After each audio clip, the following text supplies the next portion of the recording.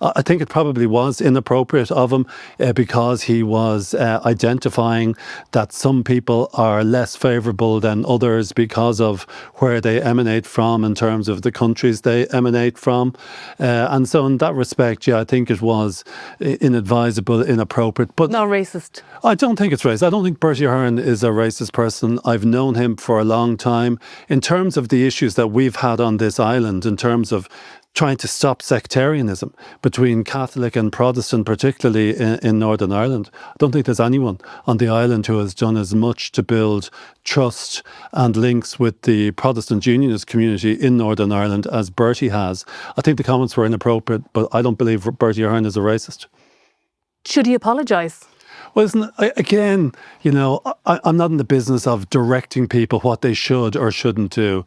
Just at the outset as well, I suppose it is a reflection of modern society that people are now secretly recording people when they're having conversations with them.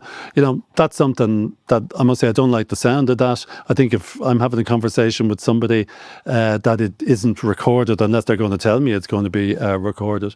But listen, it has attracted a lot of attention. I think it was inappropriate of him to identify certain nationalities or people from a certain continent, because when we're talking about migration and immigration, it's important we have a discussion about it.